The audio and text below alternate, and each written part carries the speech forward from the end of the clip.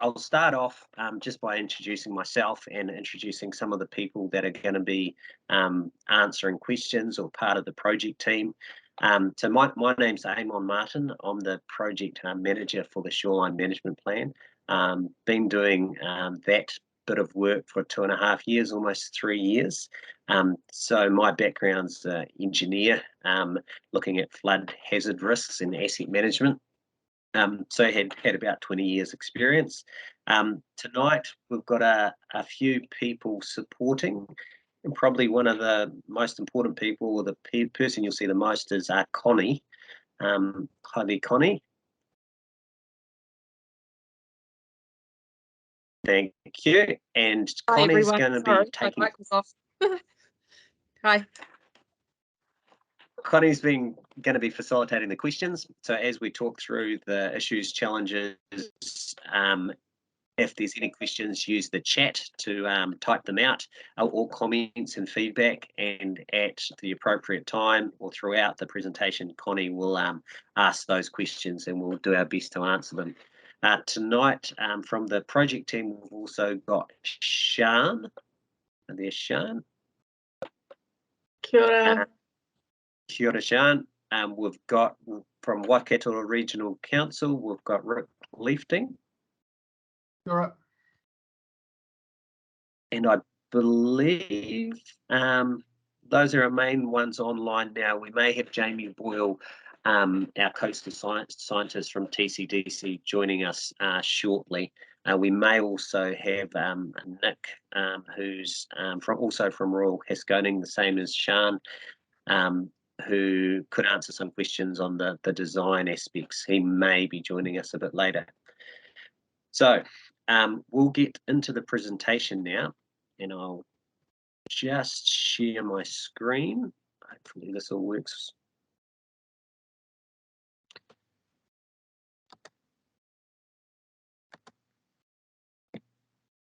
So the purpose of today is Moanataiari focused engagement. So it is about Moanataiari, and there's two main things we want to do. We want to make sure there's an awareness of the project, make sure people understand what the project's about and what we're suggesting are the options, how the hazards have been looked at and developed, the risk assessments, but also to encourage and get feedback.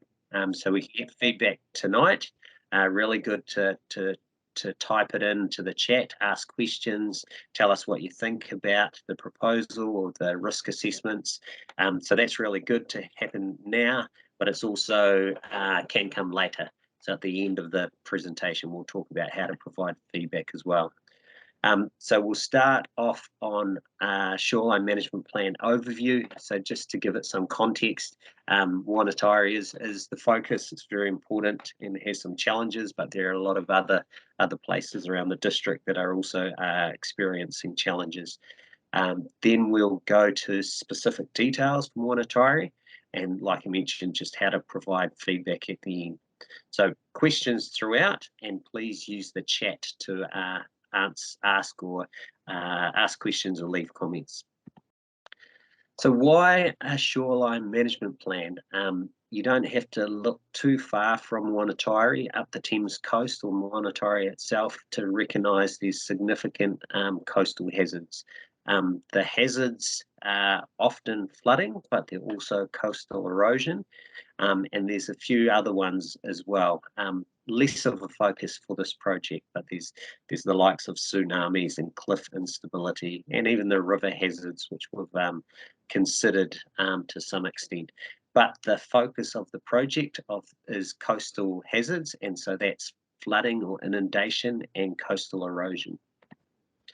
How are we doing it?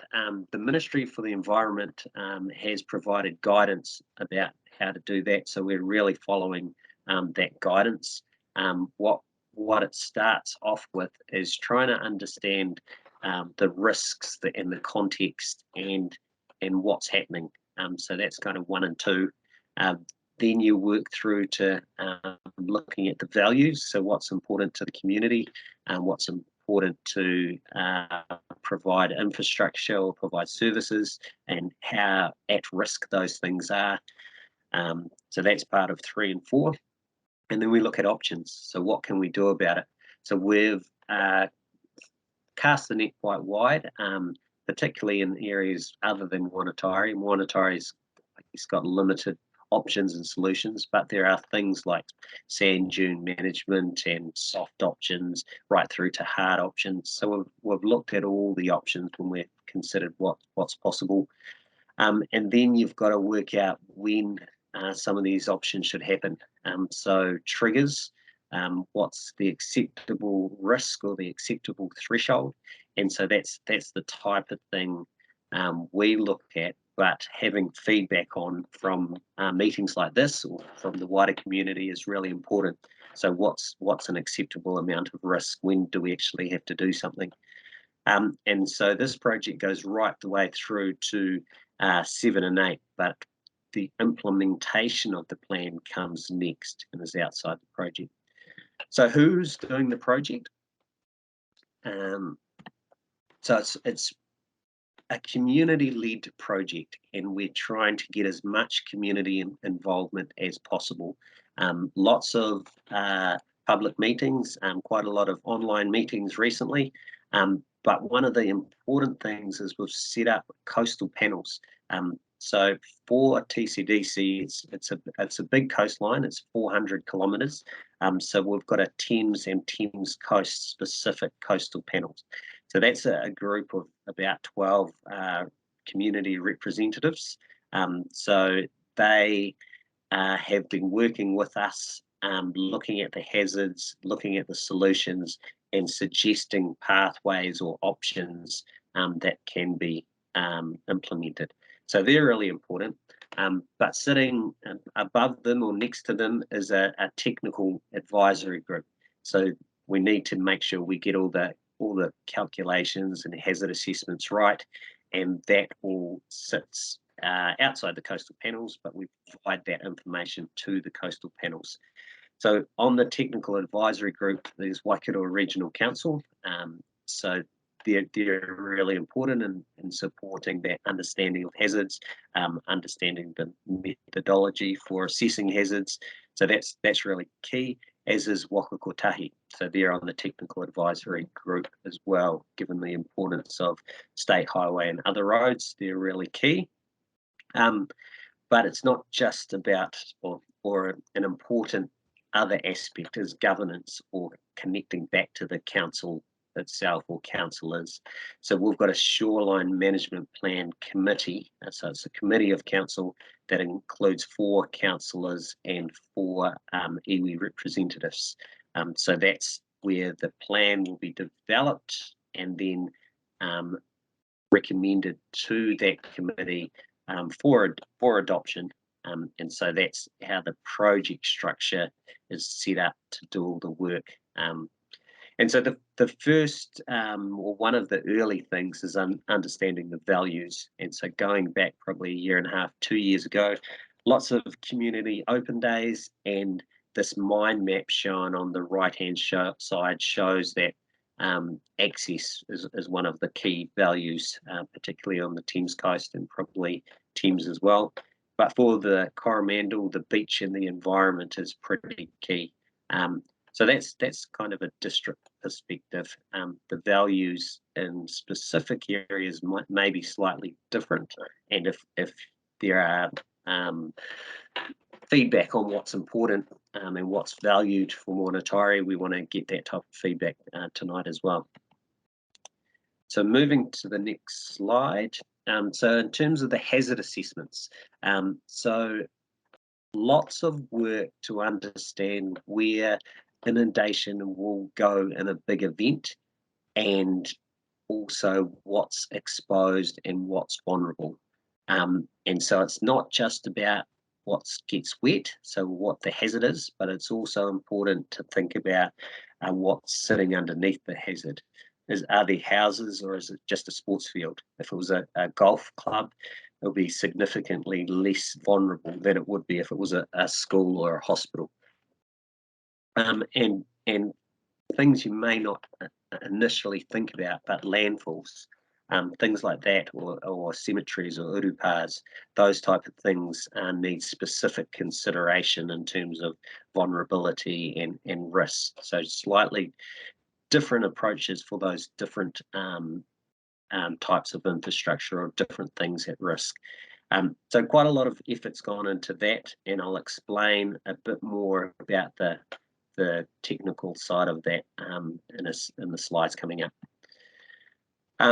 So in terms of the Shoreline Management Plan project overview, probably a couple of things I haven't touched on. One is we anticipate finishing this project, the development of the Shoreline Management Plan, that is, within about the next 3 or 4 months.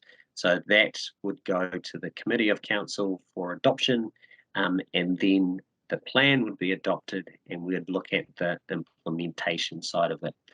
So it started 3 years ago, and we're not quite to schedule given some of the COVID challenges, but we're pretty close to that 3-year time period. So it's a 3-year project. Are there any questions coming through yet, Connie? We don't have any questions at the moment, but if there's anyone who's joined us who hasn't used Teams before, the way to find the chat where you can put your questions is if you look along the top bar of your screen, you'll see a little speech bubble with 2 lines in it, and you click on that, and then you can type your message in the box where it instructs you to do so. And we are recording this session, and we are also saving the chat. So if you want to just give some feedback as Amon is talking, you can do that in the chat thread, as well as ask him any questions while you have him here to talk to you.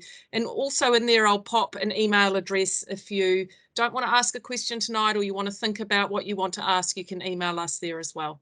So feel free to use the chat thread, and I'll keep an eye on it so that we make sure your questions get answered. Thanks very much, Connie. And just another thing to note in terms of adoption and those coastal panels, the feedback that we received tonight or over the next couple of weeks through the emails and through the tool we're going to show you at the end, that feedback's going to be summarised or provided directly to the coastal panels, and there's potential that feedback will change what's proposed. So that's how we're using the feedback to develop the pathways and solutions. So it's really key that if you've got feedback to provide it to us, this is the best chance to do that. So when we look at Moanataiari specific details, we're going to focus on the hazard assessment to start with. Talk a little bit about the existing protection that's there, and then come to the proposed pathway. So kind of three things on the specific details. So the hazard assessment itself. So just firstly, there's a couple of acronyms in that legend, and just want to explain what they are.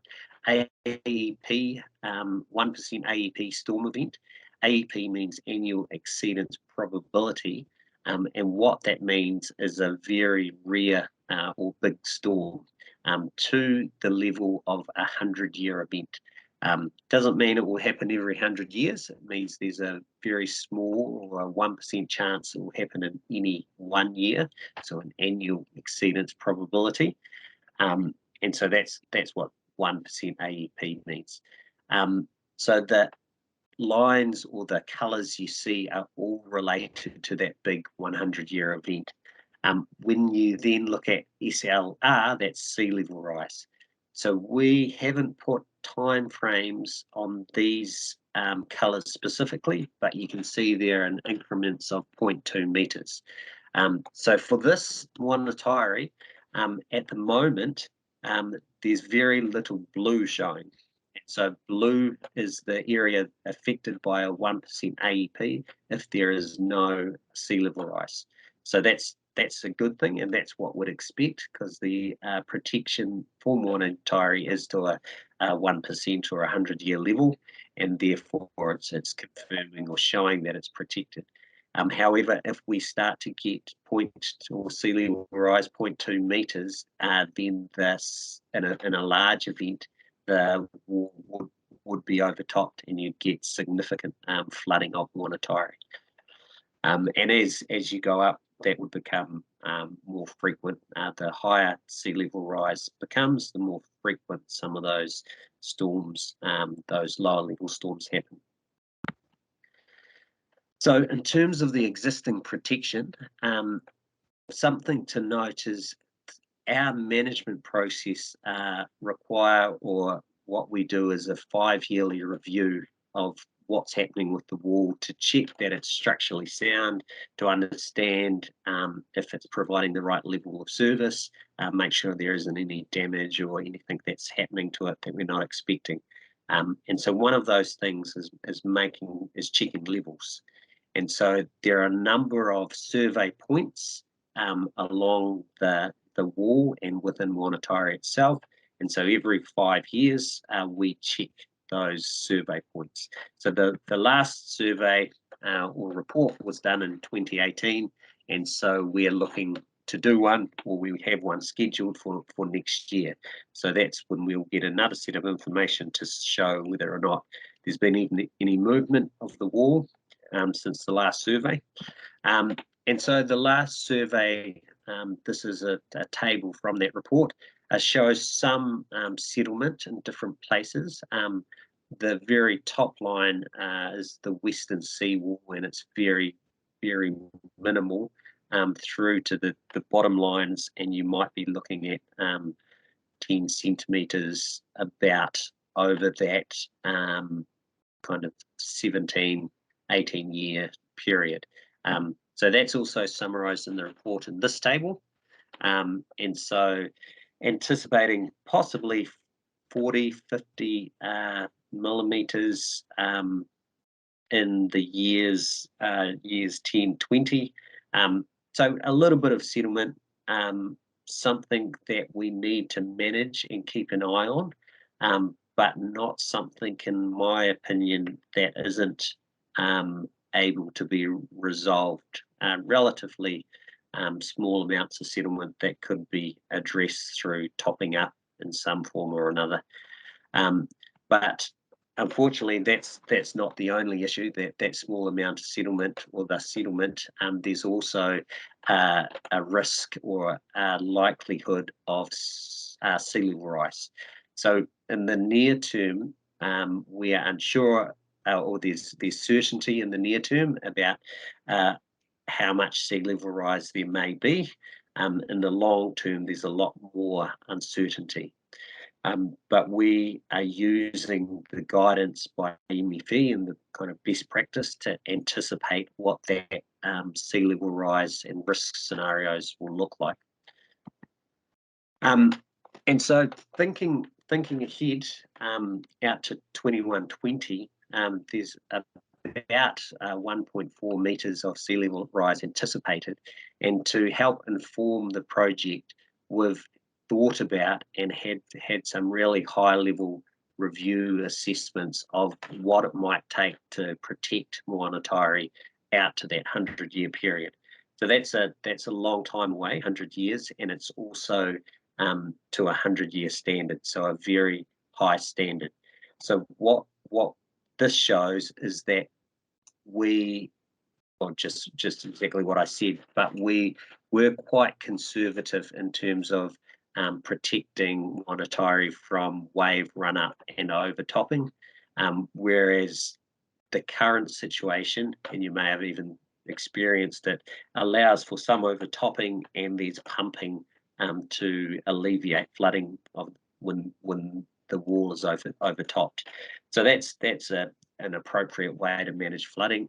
But also as you get higher, there's increased risks with having a high wall. So the less overtopping, the less chance of failure and the less risks. So when we looked at the assessment of what might be required, we were quite conservative from a point of view of we don't want it to be overtopped. We don't want it to fail because there would be some bad consequences if that did happen. So the level shown here is 6.8 at the top of the stop bank. So that's what the level would be required to protect in 100 years time to 100 years event. But that is not a 6.8 metre high wall. At the lowest point, you've got about 1.6 or slightly higher. And so the wall from where you stand would be about 4 metres. That's quite a lot taller than it currently is. So the existing embankment maybe probably a couple metres, 2-3 metres higher than the existing embankment. And so that's what we've done to help inform what the solution might be. It's not a detailed design, and it hasn't been costed to a level that you could budget for. That would have to happen next if you were going to protect that level. And the other thing with that is you wouldn't actually build something that high now because it's not required. You haven't had that sea level rise happen.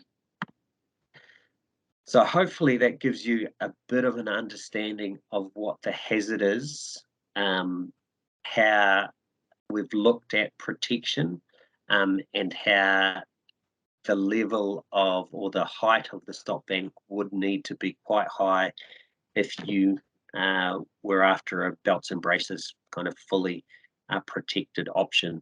And I've also just touched on the fact that going that high also has risks, increased risks. A higher stop bank has higher risks than a lower stop bank.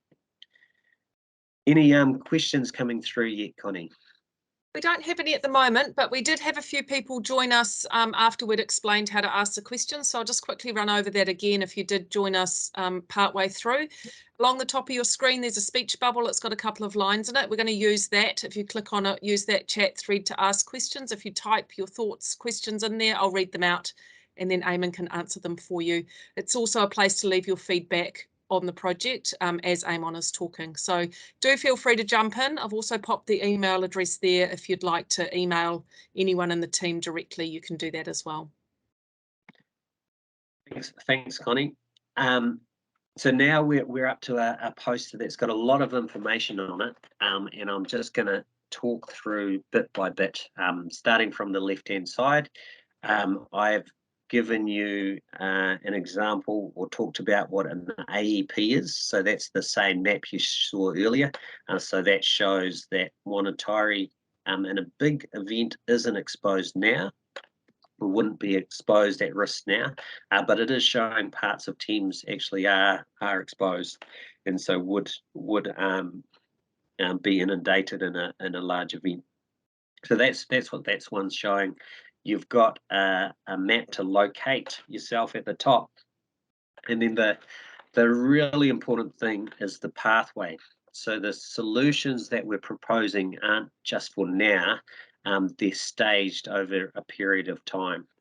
And so we think maintaining the existing flood protection is a valid and viable option, but only for a set period of time. And once there's that 0.2 metres of sea level rise, you're starting to get significant risk of overtopping and damage. So there is some options potentially for some lower level increases of the protection, but that becomes quite difficult. Well, there's two aspects. We haven't designed anything relating to that or costed or done engineering investigation, but it is you can only go so high without having to redesign the foundations and the whole structure. So it's not as simple as just adding a bit at a time onto the stop bank, but that is something there. So what's really the key thing is here is once we get to 0.2 or 0.4, we think there's an unacceptable risk to being in Moanataiari with the current protection, and we're proposing that after when you get to 0.4, then we would need to have relocated property avoid that risk. So that we think is an unacceptable risk to houses and life, and so that's why we're proposing that. When you think about what sort of time that might involve, so we've got two signals here. One is at 0.2 and one is at 0.4.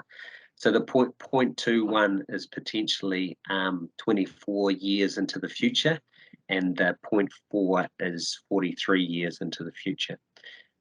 So we would plan for retreat possibly in the much sooner than that, as soon as we start seeing sea level rise start to happen and the hazards becoming increased. Possibly when we do the Moanataiari review next year, there may be some factors in there that require us to look more closely.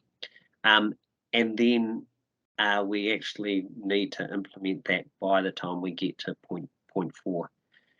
So that is quite confronting, and I acknowledge there may be people who are directly affected and concerned about that.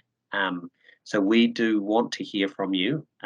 We want to know about your appetite for risk, whether you'd like to stay there even though there may be increased risk. We want to know what that threshold might be. Whether you'd prefer to raise your floor levels. So that's something we're putting as an option as well. So feedback on that is important. But I'd also just like to highlight that not all of Moanataiari is the same. So on the next slide, you can kind of make out the school, and it's got a different colour around it. And so what that shows you is the school and areas up from the school largely are going to have maybe a metre sea level rise before they start becoming effective. The next slide shows it a little bit better, and just taking a second to explain the hazard here. So talked about a 1% hazard quite a lot, or a 100-year hazard. This is a 5% AEP, or a 20-year hazard. So a smaller event, but when you get 0.4, so that's the 0.4 we talked about in that pathway, when you get 0.4 metres of sea level rise, you'll get a 20-year event overtopping and causing flooding. So it's not just the fact that the larger event becomes worse, it's also the events become more frequent. But in that event where it's 0.4 and it's a 20-year event, you can see that the school actually stays relatively dry, and it's other areas that are more affected. So when we're talking about retreating from Moanataiari, some places will need a different approach. We haven't done all the kind of detailed design or the timing of which houses may need to move when, or which ones can be elevated. That would be work that would come as part of the implementation. But you can tell here that the school has a lot more time to implement something than some of the lower parts. And so just reflecting back, that 0.4 is quite a general approach from Moanataiari, but there's likely to be specific areas that are a little bit different, and the school stands out as one of those. So another chance for questions. There's quite a bit in that last little session around the hazards and everything. So how's it looking, Connie? We do have a comment for you and a question for you, Amon. Amon, we would like a trigger to activate the change in planning processes. Otherwise, the project will impact on people before there has been any sea level rise. Whangamata has a trigger before this is activated. We would like the same. That's really good feedback, and that's exactly the type of feedback we're after. So we've got plan for retreat in hazard affected areas. What that's indicating is that that could happen now, and we've talked a bit about it and the fact that the storm, recent storm in 2018, could have been a trigger in itself. But from that comment, we may want to have 0.1 or 0.05 sea level rise before we actually have that plan for that retreat. So that's good feedback. The other thing to balance is how long you want to give yourself. So in some ways you do try and work backwards. So if you don't want to get to 0.4 and still having houses at risk, how long do you need to implement retreat? This is indicating 43 years. But yeah, a trigger is a good suggestion. Thanks very much, Amon. We don't have any further comments or questions at the moment. Great. Okay, well, the feedback, the last slide's just about feedback. So we've got feedback, or a bit of feedback, not too much, coming through tonight. There's a feedback tool, which I'm going to pass over to Sian to talk through, and also the email at ourcoast@tcdc.govt.nz. So I will stop sharing my screen, and I will hopefully be able to take you to the Shoreline Management Plan page. So are you probably not seeing my screen anymore, is that correct? Or We're seeing you, Amon. So hopefully it's coming through. That's good. So if you go to TCDC's webpage and put /SMP behind the address, that will bring you to the Shoreline Management Plan page. And so there's a lot of information on here, some about tonight's meeting at the top. So we tried to keep the most relevant recent information at the top. And there's information on the coastal panels here. All the hazard posters are available to be downloaded on the right-hand side. So you can look at Te Puru or Thames or any other areas you might be interested in. But the feedback tool. So once you've attended the meeting, you can use this tool to provide feedback, or you can use the email address. So without any further delay, I'll hand over to Sian, if she's there, to run us through that tool. I am Amon. Right, I'm just going to share my screen. You should be seeing that now. Okay, so when you click on the link that Amon was just showing you on the TCDC SMP webpage, it takes you to this window here, and it is what it says. It's the Coromandel Coastal Adaptation Community Consultation tool, and it allows you to provide responses to us. So there's basically an introductory page. It explains what the tool does, what it shows you. It provides a map of the coast. It provides some background, some prompting questions in terms of the sorts of things we'd like to hear from you, and also some instructions on how to leave a comment. You can see add comment here, but the key to it is the map. So you hit your map button.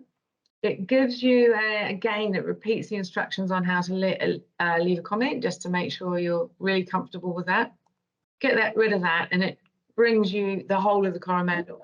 And you can see here where people have previously left comments, but there's actually a lot more comments than the ones shown on the screen. So down in our area here near Moanataiari, you can see there's a number of little arrows. Now that's an indication that a comment's been left. So you just zoom in to the part of the coast you're interested in, and then the closer you get, the more you're able to zoom into the comments that have been left before. So I've done that here, and I've zoomed right into Moanataiari. If you then click on the section of the coast you're interested in, on the left-hand side, the adaptation information comes up.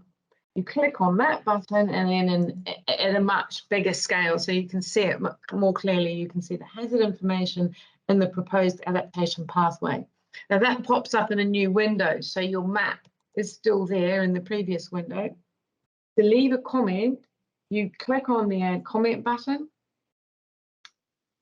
Flow tonight. You click on add new feature. It tells you all of this, and then you see that little arrow. You can put that wherever you want to on the coast. Click it in there, and then it tells you to start typing in the box, so you make your comment. One thing I wondered about, Amon, tonight was, if given the time, and we haven't had too many comments, it might be just worth looking at the comments that have been made previously.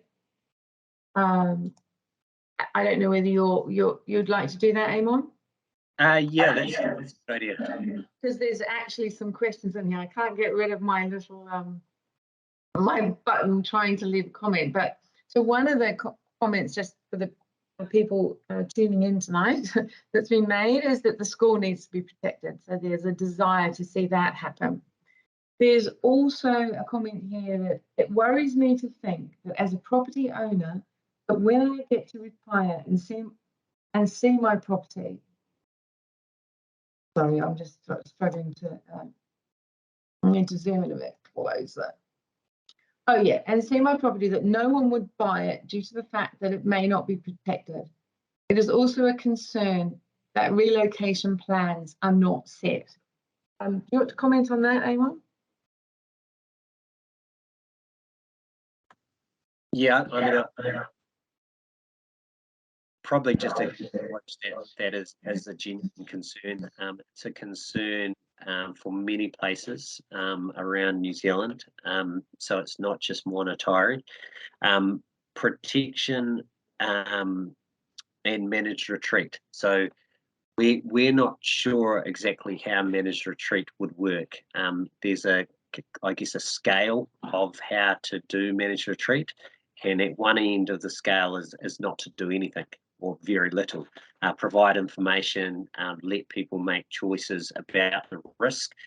They might decide to sell their house or move somewhere, or live with the risk and just clean up, and eventually if they're lucky, they stay there for the rest of their lives, and there's value in the house when they sell it. If they're unlucky, there might be a large event that causes problems. So that's one aspect. Then you kind of move to supporting or encouraging people to move. So you could do that by purchasing properties. So often a voluntary purchase is the way to go. We don't have budget to do that. We don't know how we would get that, whether central government would support that kind of approach. And so that would be the detail that we would need to work through. One other thing that's been suggested or talked about is property leases, or climate leases, where an entity, the council or central government, could buy the property and lease it back for a period of years. So that way the property owner would have some certainty for 20, 40 or 50 years that they could live in the property, but also have that final financial compensation to compensate them for the fact that it won't be worth very much at the end of that period. And so, yeah, those is probably all the things I can say about that, but just acknowledging that yes, it is a concerning challenge in terms of sea level rise and the risks that many properties will face in the future. Probably the only and it's don't want to provide false hope, but if we don't get sea level rise, that would be a good thing. If the world and community is able to reduce or help prevent sea level rise, and we didn't have to implement all of these plans, that would be ideal. So we are planning for the projected scenarios, but if some of them don't happen, then we wouldn't need to implement them, hopefully. Thank you, Ewan. And I think the other thing to add to that is, as you said earlier, we do have time. So even in the hazard assessment based on the higher rates of sea level rise, there's some 40 years before we predict that overtopping would become intolerable. So there's that to time's on our side to some extent. Another comment here about the old Burke Street Causeway needs to be protected because rubbish was dumped off the side of the causeway. Contaminants aren't water soluble, but if the ground is eroded, these will be released into the Firth. So we've had other comments on that as well, in terms of the old tech site, that this area needs to be protected. It's an old rubbish dump if not protected. The contaminants will end up in the Firth, affecting other interest fisheries, etc. We do have a couple of comments in the thread which maybe we could pick up on at this point, Amon. The first is, for the record, most of Moanataiari is elderly. We need a meeting that doesn't involve technology so that their voice can be heard. They have a lot of local knowledge and their thoughts matter. Definitely agree with that comment. And probably when we set the first one of these up 6 weeks ago, it just wasn't possible to be meeting in person, but looking forward, we will have an in-person meeting. So we've penciled in some dates. It's about 2 months away, but we haven't finalised those dates for the next in-person meetings, but they will be coming. Thanks, Amon. The next comment is that there has never been a flooding problem other than when the drains were not cleaned and we've had a storm. So it's disappointing to see the blanket colouring of the residential area at the south end, 1 block back from Ferguson Drive. This could be misunderstood by residents in the same way as the mineral scare a few years ago. So just the assessment of flooding risk isn't the same as the actual flooding events that have happened. So it's not just a summary of what's happened, it's a prediction of what could happen. So that's why there's a difference. Whether or not it's accurate, I suppose, is another thing sitting in behind that comment. We believe it's the best assessment available. We've had peer reviews and different experts look at the work we've done from a hazard perspective. So we do think it's the best available. What is also worth acknowledging is the sea level rise uncertainty. So it does make assumptions about sea level rise, which in the near term is more certain, but if you go out for 100 years, then the sea level rise predictions are a bit more uncertain.